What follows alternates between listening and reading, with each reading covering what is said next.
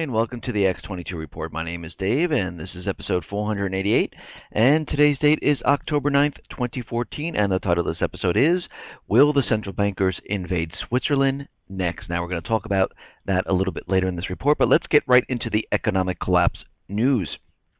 We understand Europe is having a major problem trying to survive this depression.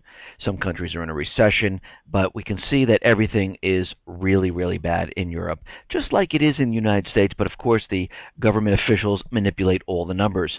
Now, we can see in Germany they are very scared that they are heading into a recession because of what has been happening. Exports have fallen, and the economy is completely not doing well. The economy seems to need a small miracle in September to avoid a recession in the third quarter, and we're not seeing many good signs in Germany, and it looks like things are heading down the road towards a recession. Now, we understand that Cyprus, Greece, Portugal, France, all these other countries that have high unemployment, they're in a massive amount of debt. We understand that these countries are pretty much in a depression. I know the corporate media likes to say that no, they're rebounding, they might be teetering on a recession, but they're pretty much in a recession. When you have 27% unemployment, you're pretty much in a recession at this point.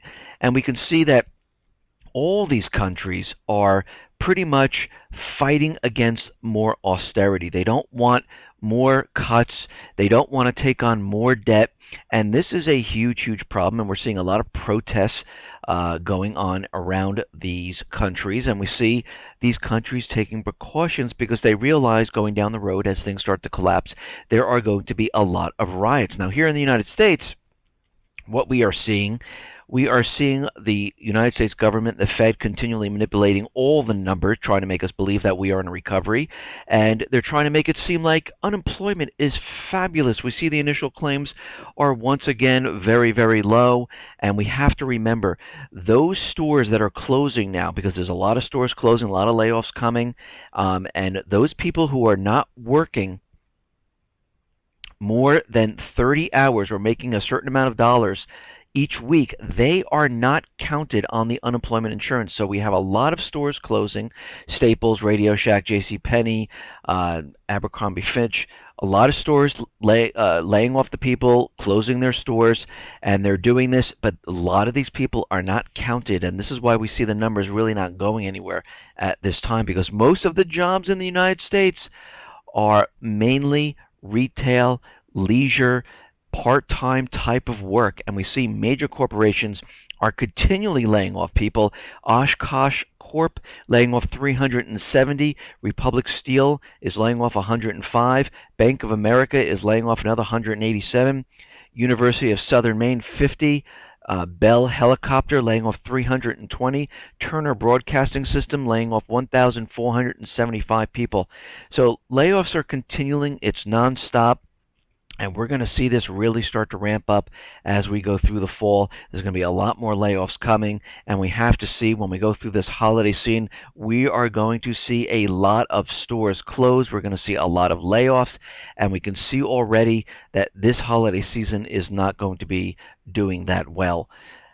Now, I understand I talk about real estate quite a bit, but when we look at real estate, we talk about, of course, the mortgage applications, the refinance applications.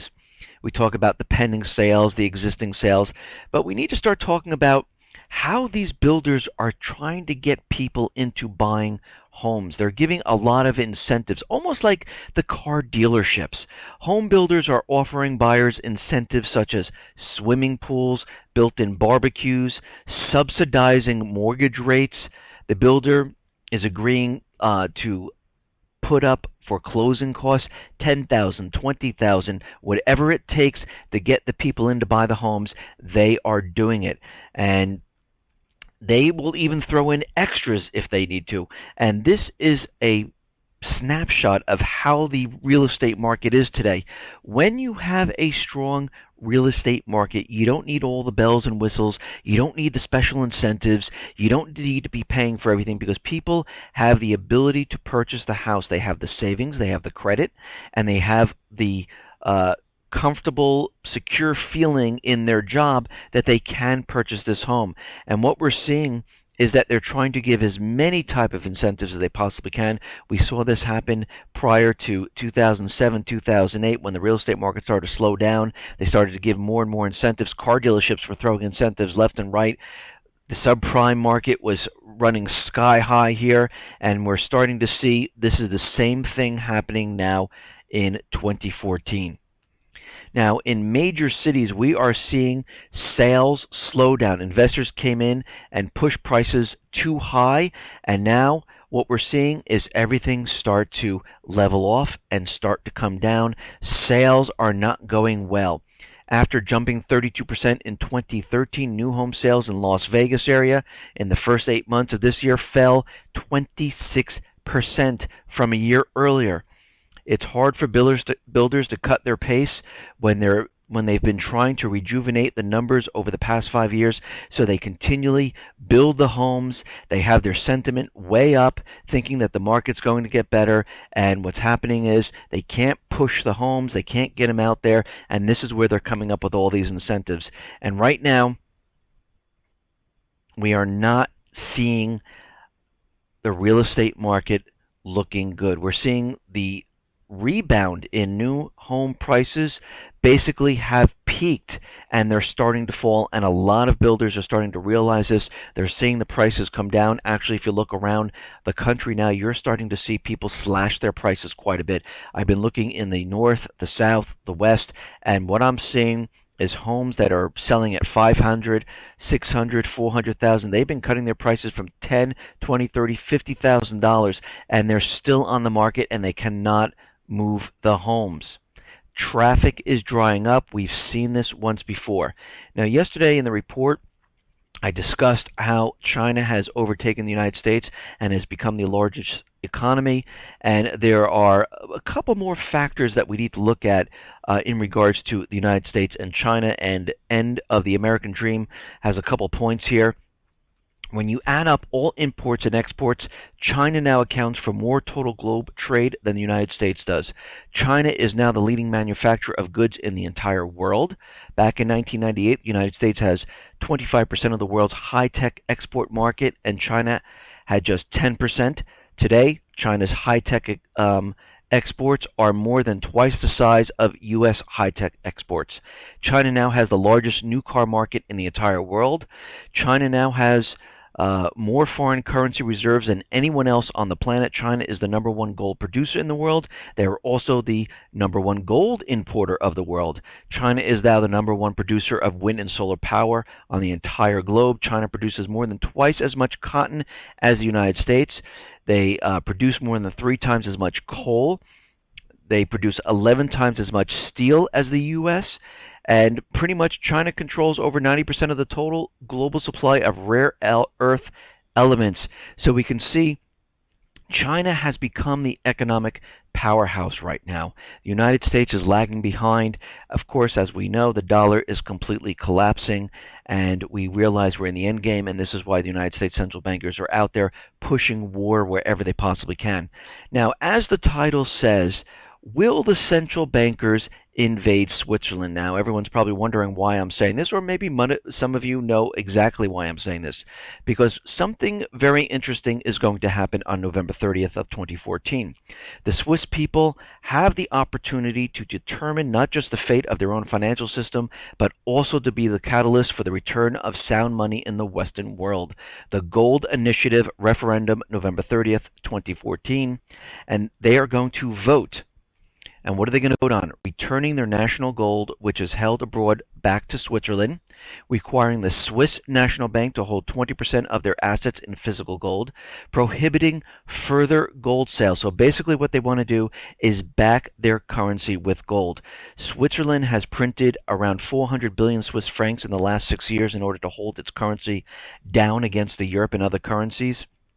This means that Switzerland has printed more money relatively than any major country in the world in the last 6 years.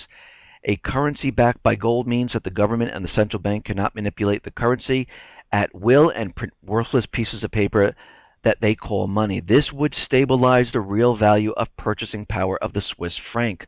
A currency with stable purchasing power leads to stable prices and promotes savings and investment rather than spending and credit. Switzerland used to have 2,600 tons of gold, but sold half of it between 2000 and 2005 to close the bottom of the market, just like the UK did. That has cost the Swiss people about $27.5 billion at the current gold price. A yes vote in the Swiss Gold Initiative referendum would mean that Switzerland would have to buy about 1,700 tons of gold at current prices, which is about $70 billion. This is 70% of annual world gold production. The SNB has 5 years to acquire the 1,700 tons. The SNB would need to bring back 300 tons of gold that is currently in the UK and Canada. They requested to have about 674 tons back from the Fed in the US, but all they had received is about 5 tons. Why is this? Because the US does not have gold, and we're starting to really figure that out, that they pretty much have nothing left here. Bringing the Swiss gold back home and partially backing the Swiss franc with gold will be extremely beneficial for the long-term prosperity of the Swiss economy and the Swiss franc. It will also make Switzerland respected by people worldwide for introducing sound money. It is also likely to set a trend for other countries to follow Switzerland's example. Therefore, a yes vote on November 30th will not only be beneficial to Switzerland, but also the world economy, except for the U.S. It is also likely to have an immediate effect on the depressed and manipulated gold price. The holders of paper gold will be concerned and demand delivery of the physical gold against their paper claim. Since there is nowhere near enough physical gold to cover all the paper claims, we are likely to see in the major surge in the gold price.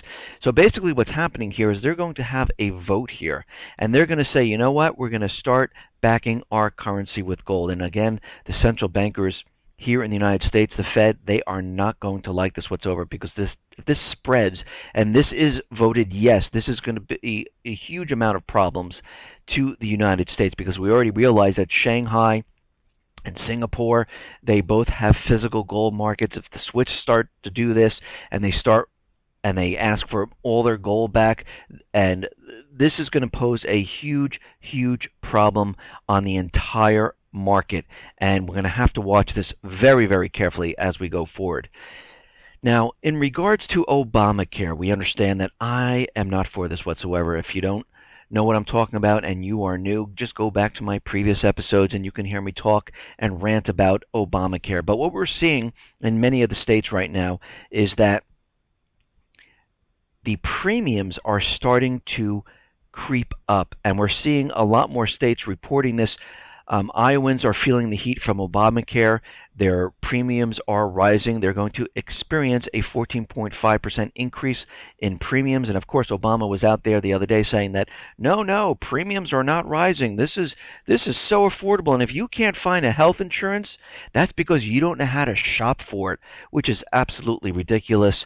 And what we're seeing right now is it's going to pretty much make people get out of the market, because they're going to say, I can't afford this, I'd rather take the penalty, and I'll just do with what I have right now and pay out of pocket when I go to the doctor. And most of these plans are fitted with high deductibles, so they have to pay out of pocket anyhow.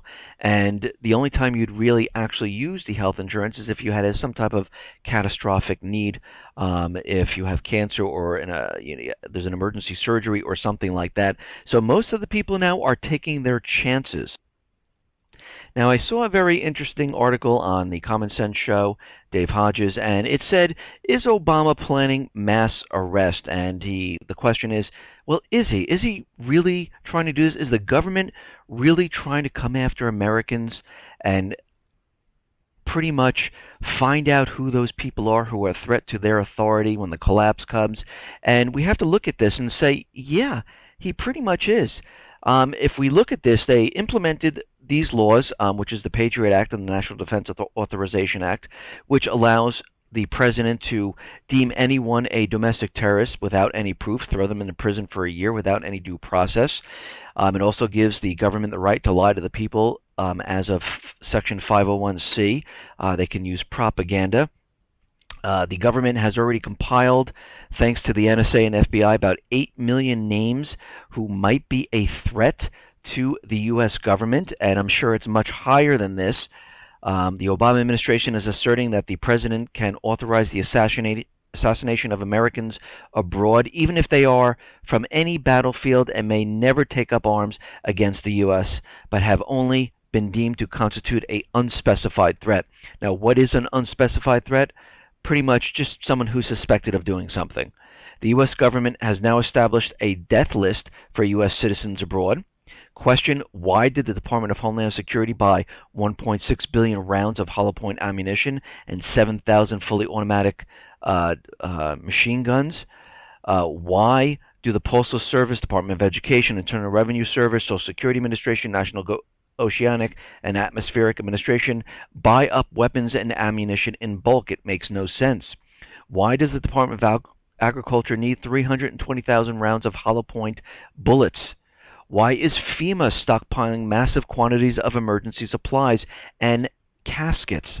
Why is DHS giving away millions of dollars worth of federal security grants to states that federal intelligence agencies ruled have no specific foreign or domestic terrorism threat? These are all the questions, and no one seems to be able to answer any of these from the government, because the real answer is they are pretty much setting themselves up to maintain control of the United States, to come down hard on the people, to go after those people who are a threat to their authority. And we can see this is exactly what they've been doing. If we just look into Ferguson, we see this is exactly what was going on. This was like a training exercise to see how the people reacted and how the police can control the population there. And of course, the other agenda was to pretty much ramp up the race riots and have it spread across the country so they could implement all of this and come down hard on the people. Now, we understand Ebola is pretty much out of control in West Africa. Right now, Liberia has plans to pretty much lay off a lot of their civil servants and send them home because of Ebola right now. So the government is looking to shut down. The economy is decimated. They're having a huge amount of problems.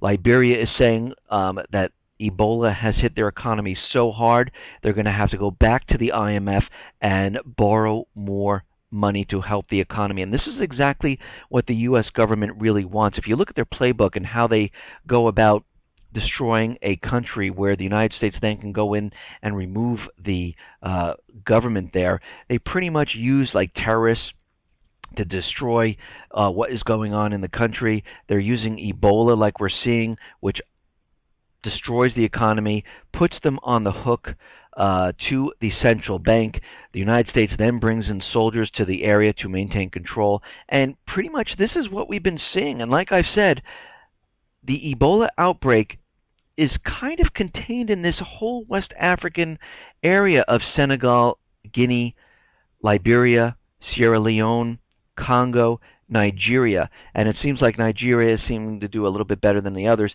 But these are the places where they found a huge amount of natural resources, and we understand Russia and China are pumping in billions of dollars into the infrastructure and helping these countries. And what's been happening is, since this has happened with Ebola, these countries' economies are completely crumbling apart. Now, it looks like this Ebola scare is really ramping up now across the country. We see LaGuardia workers are striking, and they do not, and these are the cleaning crews that go onto the planes. They do not want to go onto the planes and clean the planes. They are afraid, and they're saying that something has to be done here because they don't want to be exposed to Ebola. 58% of Americans want to ban flights from West Africa into the United States. Now, will this stop Ebola completely? No, because as we know, and from Thomas Edward Duncan, we realize people fly into the United States from West Africa, but many people could fly to UK and then fly to Japan and then fly to the United States. So if they ask you, have you come from West Africa? No, I came from Japan. That was the last place I was. And they could use that excuse. So will it completely slow it down? Most likely not, but it will help with the situation. Now, what's very interesting, and I reported this on before, where DART teams were notified months ago that they were going to be activated in October because something was going to happen. And I noticed with a lot of these stories, the websites or the posts of these stories have been taken down after the fact. There's another example where an Israeli online newspaper reported Thomas Edward Duncan dead, that he died on October 5th, which was Sunday, and then all of a sudden on October 6th they changed their story to say that he was fighting for his life, and then all of a sudden we found out like a day or two ago, I think it was yesterday, that he actually died. Now how and why did they put that story up there? It seems that things are very, very strange that's going on here, and they don't make sense. And it reminds me of the World Trade Center, where they posted the story of World Trade Center building number 7 coming down before it came down. It looks like sometimes they let these stories out a little bit ahead of time and then they ramp it back. So does this show us that this could have been planned and it's fake, or is this a real case of someone with Ebola?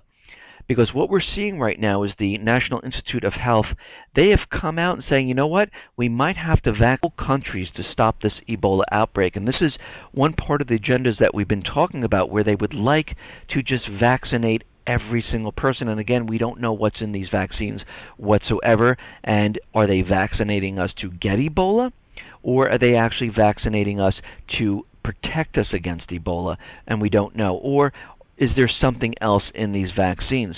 But what's very interesting about this, and how the CDC is out there saying that we can't close the borders, we can't stop the flights, and what I'm seeing from many people that I'm talking to is the airlines are starting to feel the effects of this, because a lot of people are canceling their airline flights.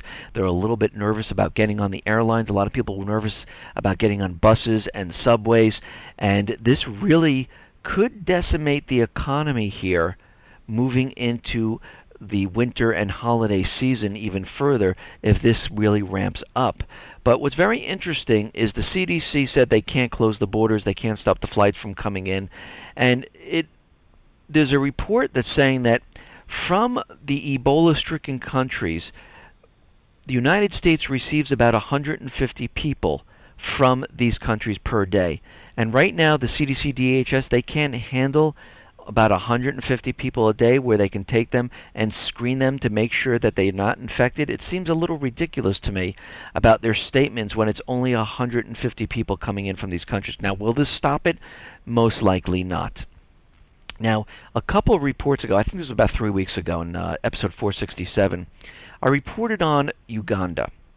And we talked about how the United States uses their playbook of using terrorism. And back then, the U.S. Embassy in Uganda has warned American citizens in the country to stay indoors because of a terrorist plot. And then I reported saying that the Uganda has emerged as a key player with oil and gas exploration in the world, and they've become very, very big because they've hit a lot of discoveries. Chinese firms plan to spend about $400 million in the economic zone in Uganda, and they were going to pump in more into their infrastructure because Uganda has raw materials ranging from agricultural products to minerals to oil. And what we're seeing today, which is very interesting, that the State Department warns of an Ebola-like disease outbreak in Uganda now. A Uganda man dies of Marburg, which is similar to Ebola, but is not a new strain. It is that same hemorrhagic type of fever, but it is not Ebola. But it's very interesting that it broke out in Uganda. Right now they have 99 people under quarantine. The State Department is warning travelers to Uganda of the dangers of exposure to a deadly Ebola-like disease in that country following the death of a healthcare worker in the country's capital. And we can see right now, again, it is always in those countries that have a recent discovery, and China or Russia is in there helping those countries. And here is another example. Now, yesterday I reported on where is Kim Jong-un, and it looks like, and I gave 7 steps of how things are seeming to be very, very strange. There could be some type of coup going on. And now they're coming out saying that he has gout in his leg and he might be absent because of a prolonged treatment for a painful leg condition, and he is hospitalized. But if he doesn't show up tomorrow, then something is definitely wrong in North Korea, because it seems like things are really not right, and we don't know exactly what's going on. But there are other reports saying that Kim Jong-un has been out of the public eye for about a month now, and there are rumors out there that he is recovering, but his younger sister, Kim Yo-jong, might be running the show at this point. So we're going to have to watch this and see what is happening. Now, the U.S. Department of State has approved a sale of 350 Javelin anti-tank missile systems worth about $55 million to Estonia, and the United States has approved the sale of the anti-tank missiles, and they're going to be delivered there.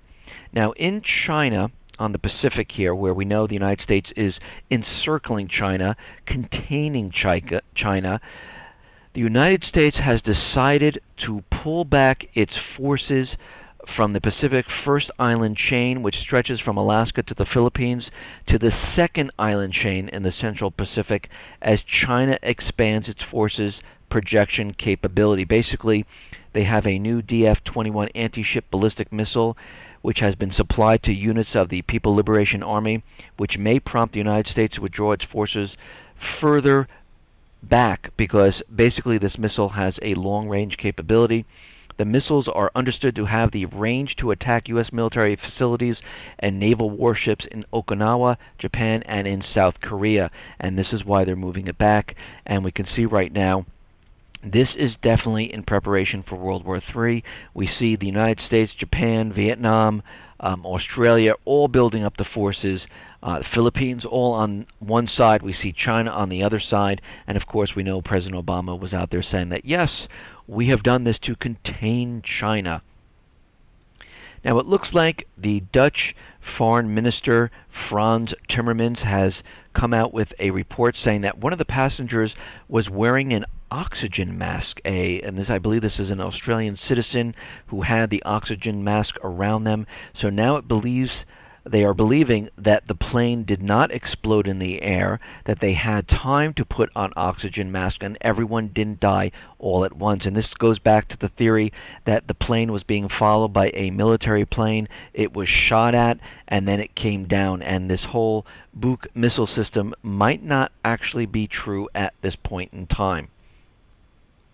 Now, Kiev is trying to get back into the MH17 area, and they're not being permitted to go back into this area.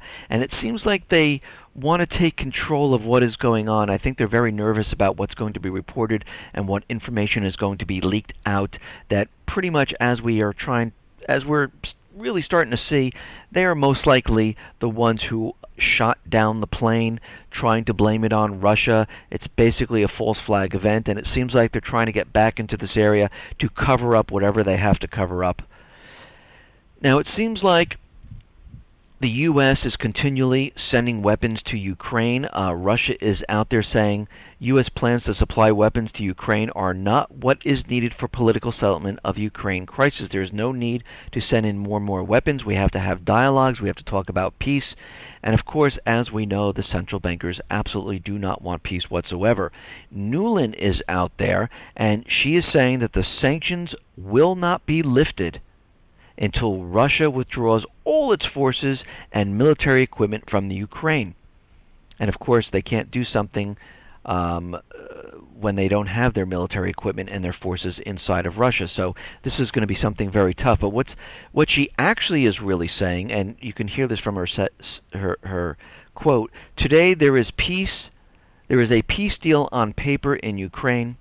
There is thankfully peace across a lot of Ukraine, but the peace deal is still being violated in key sectors." This is coming from the U.S. Secretary of State Victoria Nuland. Nuland added, "The sanctions will remain in place until all Ukrainian hostages are released and Ukraine's sovereignty is restored." So basically what they're saying is, we want Ukraine completely back. We want Crimea. We want the southeastern section. We are not going to stop until we get it all back. And that means they are definitely getting prepared to do something. They're getting ready to push whatever they have planned forward, because the central bankers did not get what they paid for. And of course, Russia's out there saying that the active involvement of U.S. Assistant Secretary of State for European and Eurasian Affairs, Victoria Nuland, in the dialogue between Kiev and militias in the southeast will not be useful, And we know why it won't be, because we remember her on recordings where she was already planning the replacement of the government with Yatsenyuk and other people. This whole thing was planned from the beginning. They knew what was going on, and we can see right now Nuland is not there to have peace, to talk about peace. Nuland is in there to get the job done. Now, Russia is out there, and they want France to decide what they're doing with their Mistral ships. They're saying either deliver them or return our money, and they want them to make a decision at this point. Now, like I said in my other reports, that the Islamic State is going to start to spread throughout the Middle East. We're going to enter into Libya. They're going to enter into Yemen. They're going to enter into Lebanon, which we've already seen. We've already seen signs of the Islamic State in Libya. Well, propaganda of people carrying around the flag showing that they are there. Now, the United Nations envoy for Libya said that the self-proclaimed Islamic State organization is already operating in Libya at this time. The Islamic State set up permanent base in Libya as headquarters for the North African branch, which serves for recruitment. So we can see already the United States is already paving the way to go into Libya, because they need to get back into each one of these countries, because they realize the people are rising up, the people are taking back their government, the puppet regime is being removed, and their biggest fear is to have the oil sold not using the dollar. And the Yemen people are looking to take an oil field. They're most likely, once they do this, this is when things are going to go hot, and this is when the central bankers are going to make their move, because they cannot let this happen. We saw it happen in Libya when they loaded up a tanker with oil. They set it out to sea. Whoever wants to buy it not using the dollar, we'll take it. Navy SEALs jumped right on that tanker, brought it right back to the port. Now, Russia is out there, and they're saying that the coalition cannot create a buffer zone in Syria. This would be completely illegal. Russia says there will be no legal basis for any unilateral attempt to set up a buffer zone in Syria, and such a move needs to be approved by the UN. Well, I hate to say this, but it seems like the Obama administration, the government officials, pretty much do whatever they want. Everyone was talking about, and even I was talking about, that they had to have a vote, a constitutional vote from Congress to get us into Syria. Either Syria had to attack the United States to get into Syria. They had to have the United Nations Security Council vote on this. But President Obama just went ahead and did it, decided to go bomb Syria, and nobody questioned this whatsoever. So right now, even though Russia is saying this illegal, I think we're at the end game, at the end point at this time, where the Obama administration, the government officials, they don't care. They're going to do whatever they want. But this went on to say that the UN Security Council must take the decision on such zones.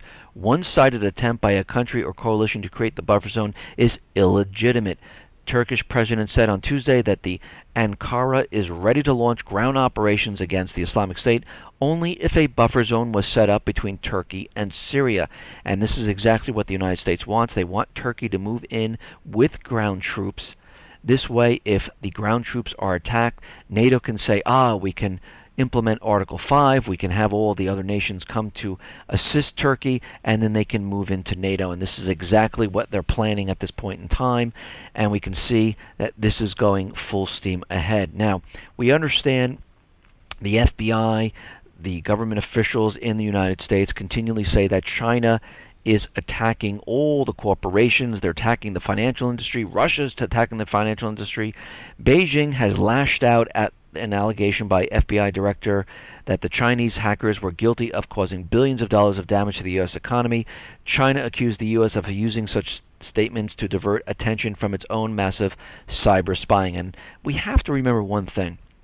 In all of these companies, the NSA has backdoors built in. Yahoo, Google, Target, Neiman Marcus, they're all backdoors into all these systems. They're all backdoors into laptops, backdoors into websites, and of course hackers do have the ability to figure out where the backdoors are, and they can really go ahead and use these backdoors to wreak havoc on companies. Now, of course, the NSA really doesn't have the ability to stop anyone, because they only built their system to spy on the American people and not to stop hacking, not to stop spam email, not to stop cyber attacks, because if they really built the system to do that, they'd be able to do it, but as you can see, they can't do any of that. And Beijing went on to say, we express strong dissatisfaction with the United States' unjustified fabrication of facts in an attempt to smear China's name and demand that the U.S. side cease this type of action.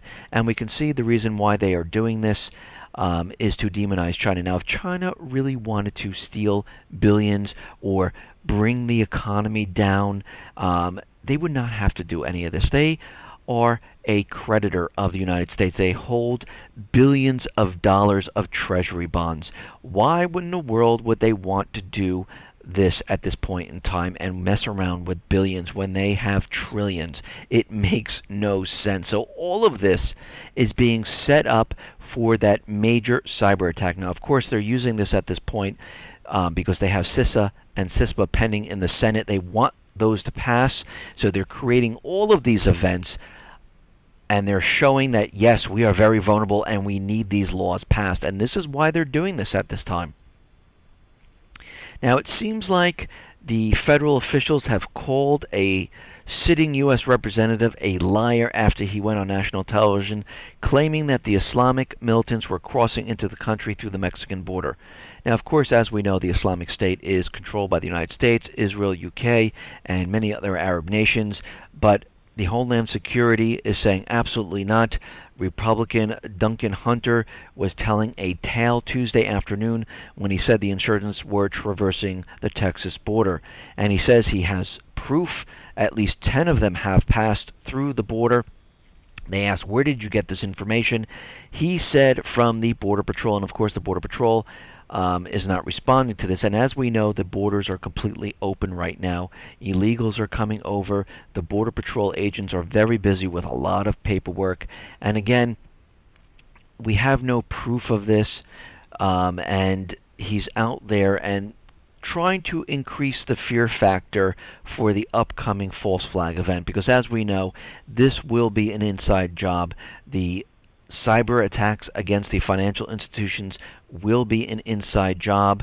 We also know anything that will be hit here with a dirty nuke, chemical weapons, biological weapons, will be an inside job to scare the American people into going to war with whatever country or group. And this is exactly what happened in 9/11. This is exactly what is happening now, because we are definitely towards the end game right now, and they are running out of time because the entire system is collapsing. And the only way to convince the people is to trick them, is to lie to them, and this is exactly what they're doing. Listen, everyone, thanks a lot for listening. Be well, be safe, and especially be prepared. Thanks a lot.